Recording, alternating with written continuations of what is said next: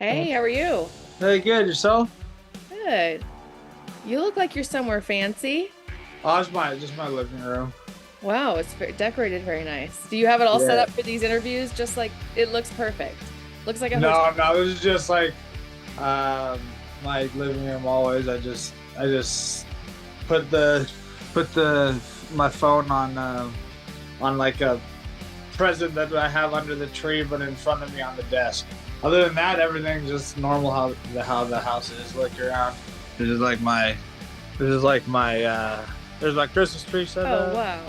There's my little fireplace and um yeah, it's my living room.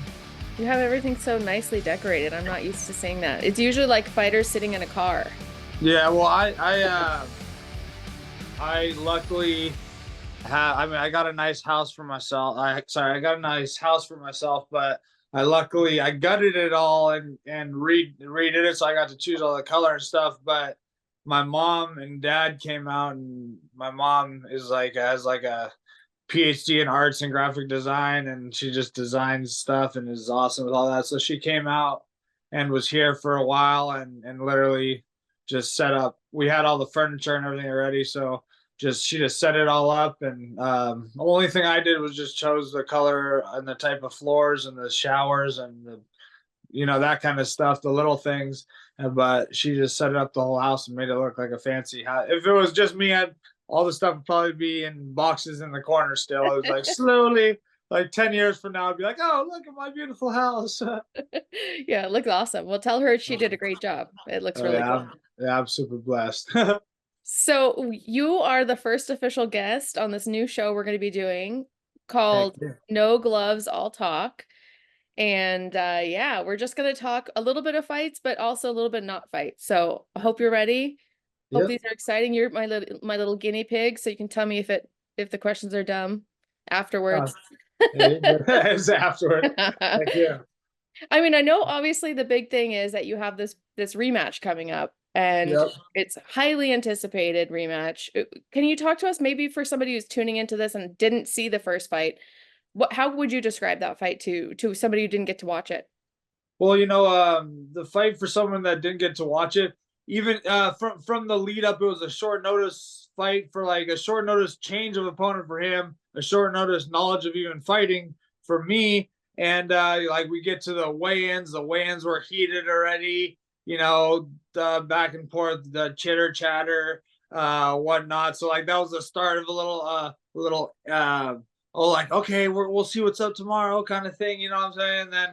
And then we had the fight. And if you're a fan that ever wants to like understand like the true dig deep nature of fighting and how exciting it can be in this bare knuckle game, go watch that fight. You know what I'm saying? So open your eyes and you're gonna probably fall in love with bare knuckle if you like the fight game, if you're okay with a little bit of violence and blood and things like that, because there's definitely that in that fight as well. So it just shows a great explosive back and forth battle that and it ended in a draw. I believe I won. His side probably believes the same thing, for him. But that's why we have this rematch coming up. We're both at the top of the game, top of the level. We're actually, we're cool with each other now. We're friends. We hang, we talk and stuff like that. He's a good dude. And now just down to business. This is what we do. We're both at the top of the game, and I love to fight. This is what I chose to do for my life, and he's in my way. Is it different for you going into the fight now that you're friends? Does it feel different?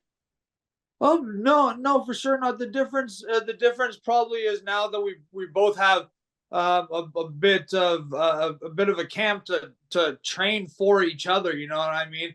And that first fight that we had, much big up to him, much respect to him. That fight with him helped me really grow in this bare knuckle game and become the fighter I am now. I got more belts. I got won two more belts after that. You know what I'm saying? It helped me evolve my game in the way of understanding little things I was doing wrong or nuances that I needed to change up or whatnot. So I feel like that fight really helped me grow in the bare knuckle game, and also put a foundation and a legacy for an amazing fight, fight for the decades kind of thing. Do you like a little bit of that, like that chatter you were talking about before a fight, like when there's a little bit of back and forth? I mean, I assume a lot of you guys like that, but do you feel like is there like a limit to that, or Well, I mean, I don't mind. I like it when it's coming to me because I going against me because I don't really talk. I don't talk much crap. I'm down to the point when I get out there. I like to throw down, and I try to be like funny and normal, like a normal goofy dude. That's how I am outside of the ring, and that's just me. And then about 15 minutes before I flick that switch and start talking crap to myself in the bag, slapping myself, doing whatever I need to do to pump myself up in my mind to get that little and I love the fight so much that like when I'm in the back, I have to do stuff to pump myself up physically, mentally, like call myself out in certain ways. I'm like, no, I am the best. What are you talking? Talk to myself in a weird way just to pump myself up because I feel I was born to fight and I love the fights so much that if I don't get myself going a little bit, it takes even longer for me to warm up. You know what I'm saying in the actual triangle. you mentioned you were born to fight. Do you remember the first time you ever fought, like a street fight or a little playground fight? Or... Man, I've been in many street fights. I don't really remember the first street fight ever because I was very silly when I was doing that, and I used to I haven't drank any liquor for a long time now, but I used to drink and all that stuff. So I know that the alcohol was probably involved when I was fighting a lot back in the day.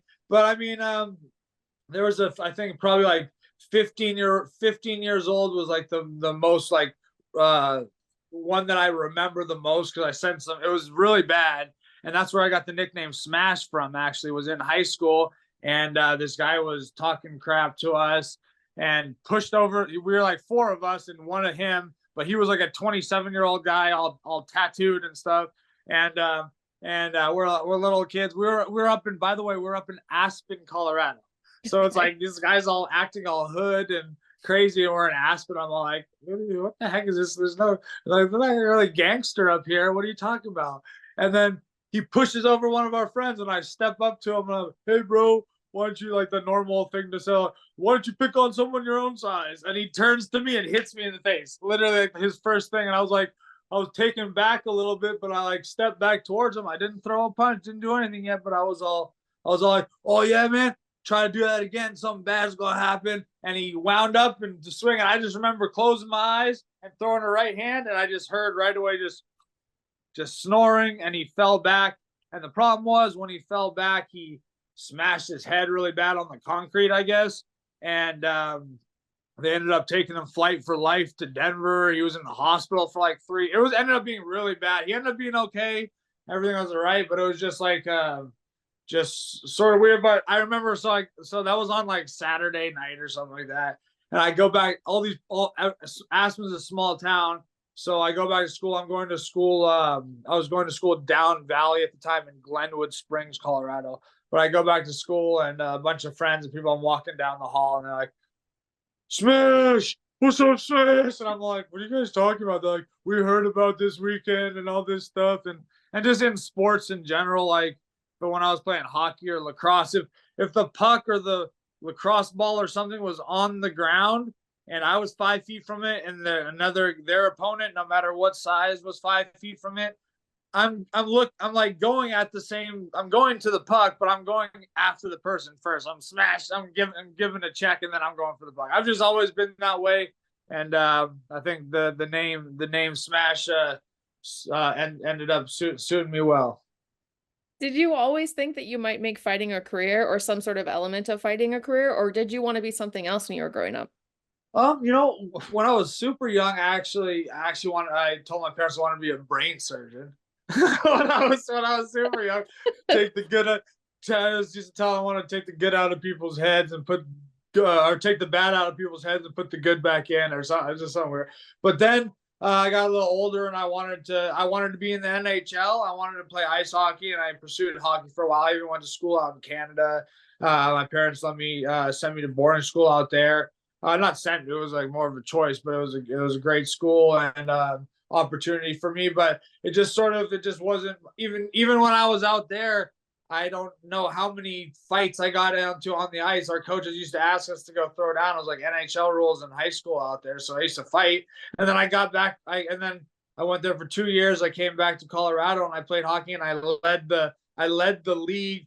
I led the league in like goals and assists and different stuff like that, or assists and like doing well points wise, but I also led the league by over like 20 minutes in penalty minutes, because I just came from Canada, and then people out here asked me to fight, so I dropped the gloves and ready to fight, and then like I get like a 5 minute penalty or get kicked out the gate out, or not a 5 minute penalty, I get kicked off the ice or something like that. I'm like, what the heck?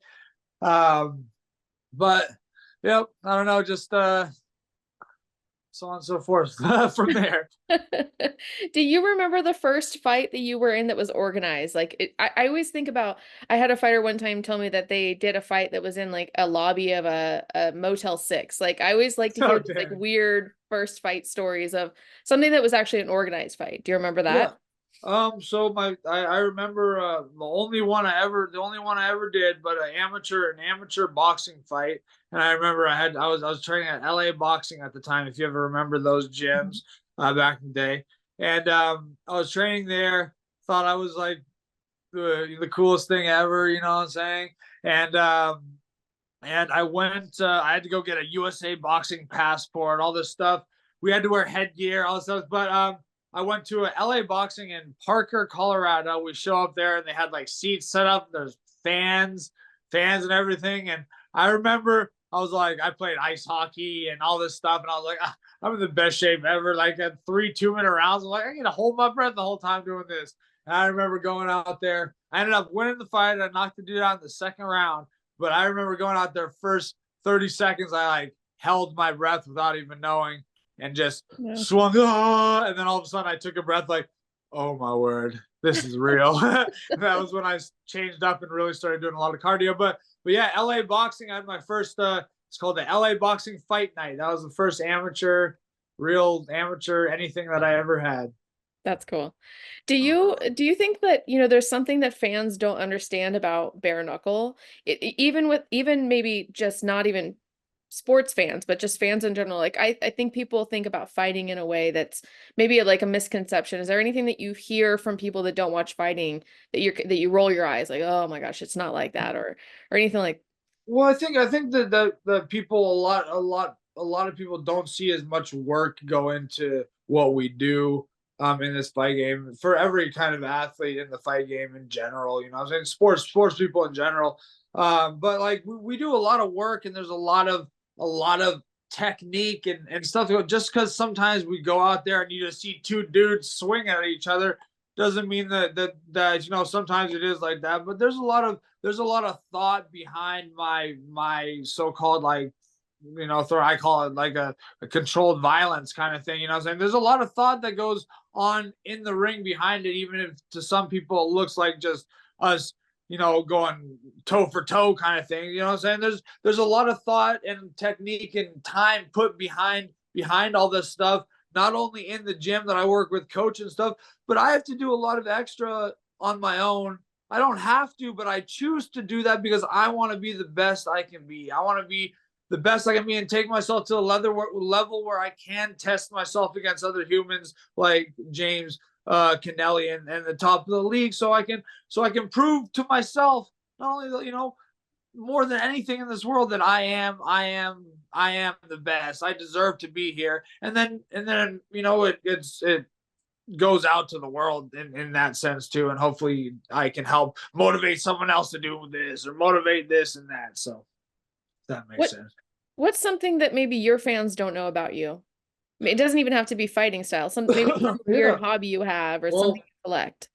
I think I know everyone thinks I'm I knows that I'm sort of I feel like I'm crazy in my own good way, but I am an adrenaline junkie to the core, and I love extreme sports, from like backcountry skiing to snowmobiling to downhill biking. So those are some of my favorite things to do. Camping, hiking. So like a lot of people just see me fighting and train, like like a lot of times, even during my camps. I'm a lot more careful, but I try to stay active, doing a lot of things. I go rock climbing weekly, indoor. It's not a bunch of places out here in Oklahoma Yeah. to go rock climbing, but I go indoor. I go bouldering. I try to go bouldering on Fridays. I haven't for a couple weeks, but What is um, bouldering? What is that? bouldering. So it's the same. So it's the same thing as like rock climbing, but it's Oh. just on a I shouldn't say smaller scale, but so say the rock height's like 15 to 20 feet, and then there's a bunch of mats, and you don't use a rope. There's no ropes, so you're still climbing like different like those. So the one hold all of them will be yellow. So you have to only hold the yellow ones all the way up to the top, Uh, and it ends. Only hold the pearl, in that sense, if that makes sense. But you've got no rope, so that's why they call it bouldering. And people, if we went outdoors bouldering, we'd put like a mattress or a big pad down on the ground and just climb a rock that we find or something like that. You know what I'm saying?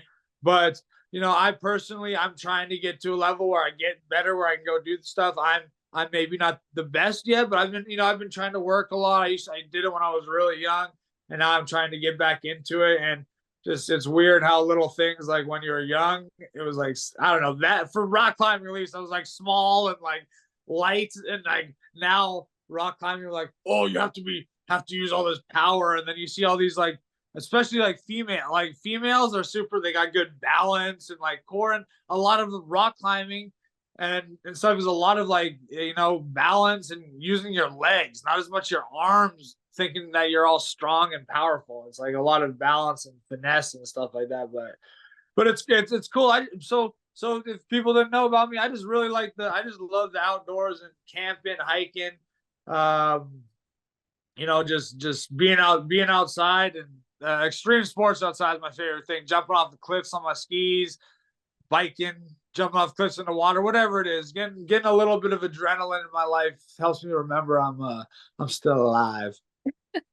is there something on your bucket list you've always wanted to do that you haven't done yet? I'm definitely soon enough. I've already had some. I just want to do it with some people. I'm always the type of person, I like to like experience things. I love it. I'll do it on my own if I need to, but like I like to experience it with a friend, a family member, or something like that. So I've been wanting to go skydiving. I haven't been skydiving, so I want to do that.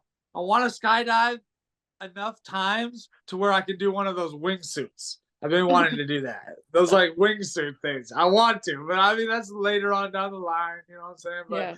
But probably yeah, probably for now, probably go skydiving. I want to do that for sure. And then I want to go to Fiji too. I want to go to Fiji. I love traveling. I want to go to Fiji. I don't know why, just no, I want to go to Fiji. It seems everyone's always trying to go to like this place and that place. I was like, I want to go to Fiji for some reason. This is some place I don't feel like a lot of people go to, at least Yeah. people I know.